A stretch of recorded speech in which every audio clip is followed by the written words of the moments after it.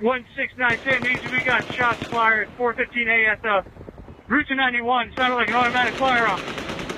179 St. Macy is coming from upstairs in the Mandalay Bay. That is an open line with a female saying there's a shooting. Control, that is correct. Shots fired from Mandalay Bay. There's many people down. Stage left. Just be advised. 790 arrived. I'm going to form a strike team, Mandalay Bay and the Boulevard. I need 5 officers on me. We have multiple casualties. GSWs in the medical tent. Multiple casualties. 1757. From Mandalay Bay, it's getting a little bit more faint. 159 is coming from like the 50th or 60th floor. North of the Mandalay Bay. It's coming out a window. So there's an officer shot. Mandalay Bay northbound. I'm inside the Mandalay Bay on the 31st floor. I can hear the automatic fire coming from 1 floor ahead. 1 floor above us. Repeat, just be advised, it is automatic fire. Fully automatic fire from an elevated position. Take cover. Multiple GSWs to the chest, legs, femoral arteries at the medical tent. At the medical tent, 4A, off of Guile, south of Reno. 67 SE, we have multiple victims shot fired right at the medical tent. We got 1 shot in the head. 179 St. I'm in the medical tent on the east side. We're making tourniquets out of blankets, but I'm running out of blankets here. Control 590K, I have a team of 4. We're going to make entry through the shark. We need to make a contact to the suspect, see if we can get up to him. It's room 135 on the 32nd floor. I need to SWAT. Control 020. 020, go ahead. It is sit on the suspect's door. I need everybody in that hallway to be aware of it and get back. We need to pop this and see if we get any type of response from this guy to see if he's in here or if he's actually moved out somewhere else. Copy. All units on the 32nd floor. SWAT has explosive breach. Everyone in the hallway needs to move back. All units move back. Breach. We need to wait. We are clearing this room. We have 1 suspect down. Can you confirm location of suspect down, please? 7 Victor, there's 1 down, 32nd floor, Mandalay Bay. Is that room 135? That's affirmative. 1 suspect down in 135, floor 32, Mandalay Bay. I have the floor.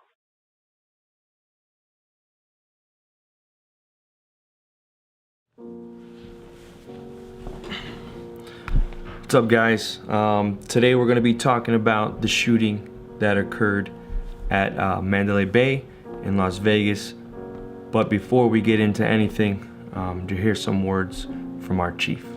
I want to send out, on behalf of the Miami Police Department, our heartfelt condolences for the losses and the tragic losses in Las Vegas over the weekend. And our prayers and our thoughts are with the families and the hard work that the first responders put together to mitigate that event. And I want to stress how important it is for the community to say something when they see something. Thank you.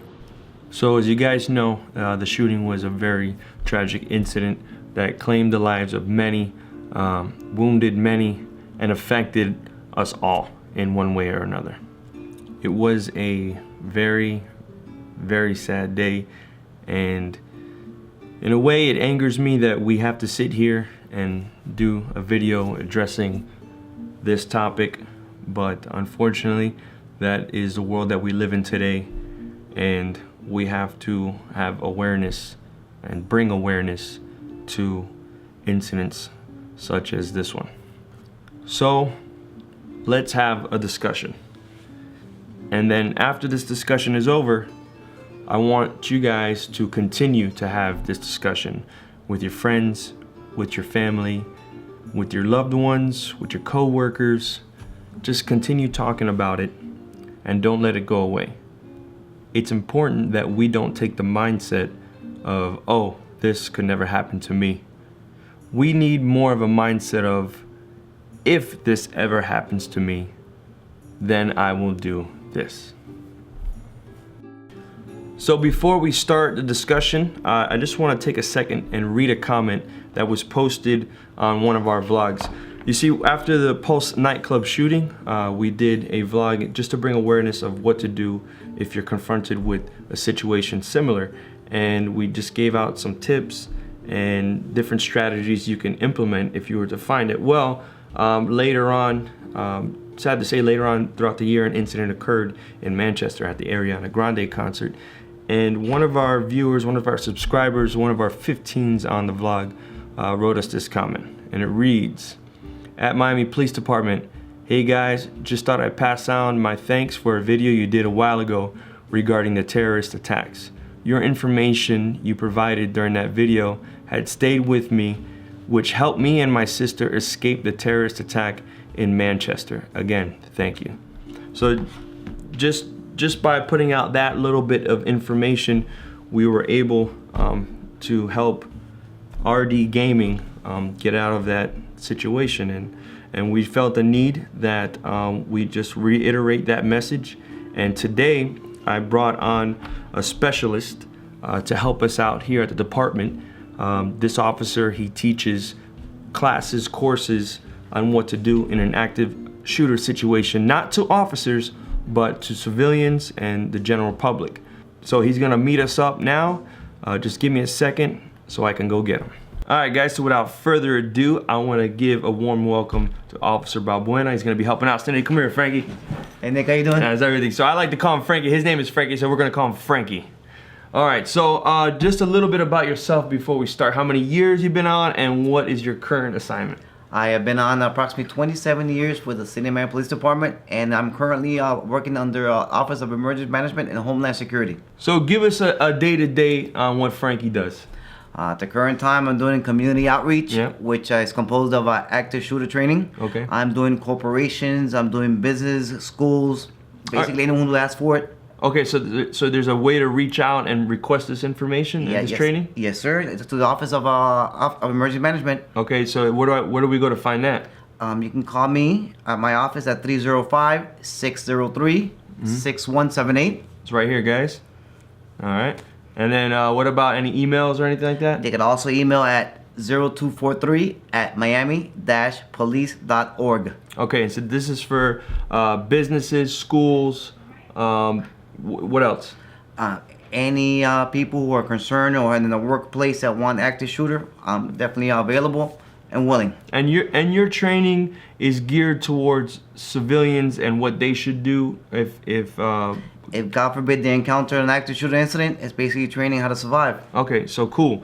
And now we go out to events, concerts, malls, movies. What should we be doing, or what should our mindset be? Should we be scared all the time when we go out nowadays? Definitely not scared, but definitely alert, and definitely have situational awareness. Know your surroundings, know your environment. Try to recognize exits, entrances. God forbid it does happen, you do have a plan mentally already. Oh, so situational awareness is the key here. Yes, sir. Is what you're saying. So, and this is not only for active shooters, but maybe a fire or some emergency where you got to get out. It's good to know where the exits are. It's definitely a tool where you can use in different events of heated situations. So, having a discussion with your family is top priority. Come up with a plan. When you get to an event or an area is situational awareness, correct? Agree. So now what? What is it that you guys teach if you find yourself in one of these situations? Well, at the current time, and this is what we teach out there, it's run, hide, and fight. So run, hide, and fight. That is correct, Nick. Okay, so let's talk about run. Run is quite simple. You hear gunfire, you hear a bad thing going on, run the opposite way, and don't stop running until you're safe, or keep running. Just keep running. Keep running. It's simple. Very simple. It's not, you don't have to be a tactical person, you don't have to have a whole lot of training. It's just you hear something bad going on, gunshots, you run the other way. You don't wait around to find out what it is. Or put yourself in harm's way. Okay, so what if you're not sure? What if you're not sure that it is gunshots? Do you still run? You still run, and run for safety. Let the police out later on, find out what's going on. They're trained for that, and we'll take care of it. So, and I can agree. It's better to run and then be able to come back and say, oh, it was nothing, versus not running and finding out that it was actually something. Rather be safe than sorry, just run. Just run. What's next? Definitely hide. Hide. So I can't run anymore. or I can't run for whatever reason. There's no exit. What do I do? If you realize that you have no place to run, then your last option is hide. And if you do hide, try to find a location where you're not trapped. If you have the choice of a room with 2 or 3 doors, by all means, that'll be it. God forbid someone comes in, you can exit the other door. And if you're able to find a room barricaded with cabinets, computers, you name it, create that barricade. So God forbid they can't come in and they lose the intention and they keep on to the next room. So if you what you're saying in essence, if you make it harder for them to come in, they might lose interest and continue moving on to something easier. Exactly. Okay, so hide. Hide is, if you can't run, if something happens, you hide. And we talked about in the other video we talk about cell phones and try to refrain from using it because it might give away a position that the bad guy's looking for you to do harm to you. Yeah, nowadays we got these modern phones where I'm talking about the speakers are great. And the actual vibrating on the actual table, it sounds like it's multiplied by 10. Mm-hmm. So definitely, when can, put it on silent. So if the shooter passes by, they won't notice you or hear you in reference to giving out their noise with the phone. Okay, outstanding. And Frankie, last resort. Last resort. If imminent death or harm is present and you have no other way to survive, then you're gonna have to fight. I mean, if you're gonna fight, you're definitely gonna commit 100%. You're not gonna go halfway. And in numbers, there's safety. If there's 4 or 5 of you, you're definitely gonna work together and try to neutralize the situation. Okay, and that is last resort. Last resort. I mean, I don't glorify it. I'm telling you to do it. Only if your life is in danger or your family members and you're in harm's way.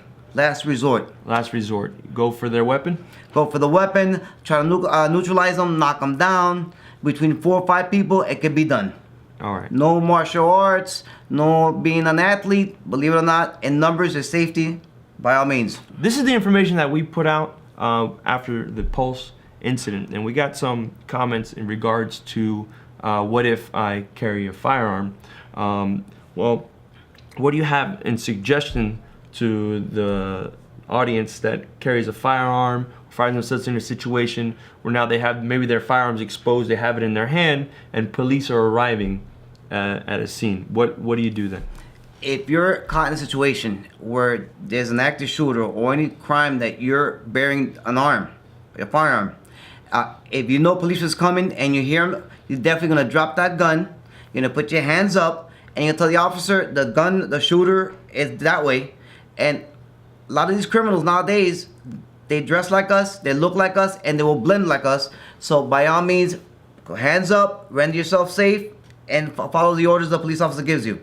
And it's important that you do this. It's important that you listen to the police officers' commands, because we don't know who you are. We don't know, you could be the shooter. You could be the nicest person in the world with all the great intentions. We're going into an unknown situation. All we know is that it's an active shooter. So, like Frankie says, you just listen to the commands. Don't question. Now is not the time to question, and tell them who you are.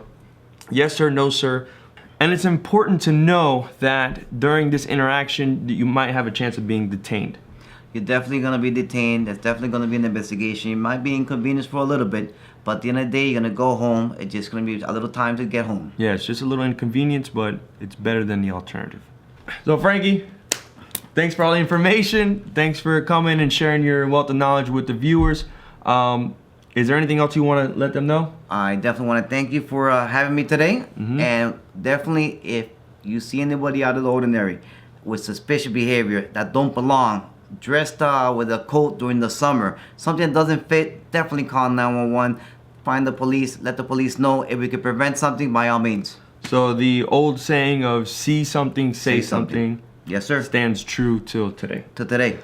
Also, guys, if you want to further your knowledge, and we suggest you do, we're going to link some links down below. Franklin can talk a little bit about the links and some of the information. Like, I think you said DHS? Department of Homeland Security. There's a lot of information, a lot of videos that you can educate yourself and maybe partake with your family and hopefully educate. God forbid something happens, you're ready. All right, well, Frankie, it sucks that we have to be here and you have to be on the vlog talking about this stuff. But again, man, much appreciated. Definitely thank you for having me. And guys, remember situational awareness, know your environments, and be prepared. All right. Thank you. Later. So guys, down below, I'm going to put links in the description where you could find out more information. Also, on season 1, vlog 3, we did a whole vlog on active shooters. There was a training going on throughout the city, and we partaked in it, and I was actually playing a role of a victim during an active shooting situation. So if you haven't seen it, it's in season 1, vlog 3. So moving on, today is our National Night Out. I know National Night Out was last month, but we got rained out, and then it got postponed because of the hurricane, and tonight is actually the night where we're going to be going to National Night Out. So from here on out, we're going to be headed over to National Night Out, which is at the PBA in Miami. So let's go.